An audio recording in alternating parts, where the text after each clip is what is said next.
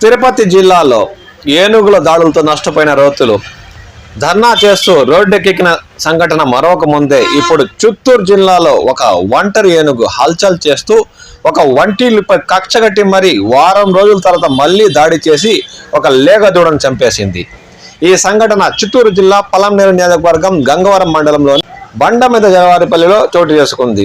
బండ మీద జలవారిపల్లి పరిసర ప్రాంతాల్లో ఉన్న ఒక బండ మీద వంటిల్లిపై దాదాపు వారం రోజుల క్రితం ఒక ఒంటరి ఏనుగు వచ్చి పిట్టగోడను తోసేసి వంటగదిలోకి ప్రవేశించి అర్ధరాత్రి వేళ హల్చల్ చేసింది. ఇంట్లో ఉన్న ఆహార ధాన్యాలను తినేసి ఆ కుటుంబ సభ్యులను భయభ్రాంతికి గురి చేసింది.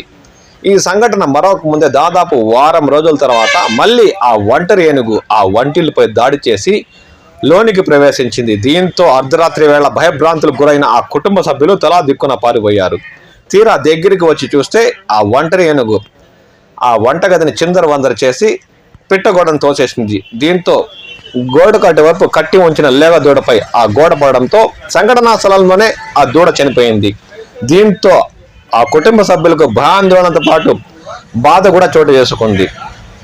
ఈ ఒంటరి ఏనుగు తమపై కచ్చగట్టి పదే పదే దాడులు చేస్తూ తమకు తీవ్ర కష్ట నష్టాలు పాలు చేస్తుందని సంబంధిత శాఖ అధికారులు స్పందించి తమకు నష్టపరిహారం ఇప్పించి మరియు ఈ ఒంటరి ఏనుగు దూర ప్రాంతాలకు తరమేందుకు కృషి చేయాలని ఆ కుటుంబ సభ్యులు కోరుతున్నారు. దీనికి కాలమే సమాధానం చెప్పాలి. కాబట్టి రైతులారా, పంట పొలాల వద్ద ఉన్నప్పుడు తగు జాగ్రత్తలు వహించండి. ఏ వేళల్లో అయినా మీకు ప్రమాదాలు ఎటువైపు నుంచైనా రావచ్చు. తస్మాత్ జాగ్రత్త.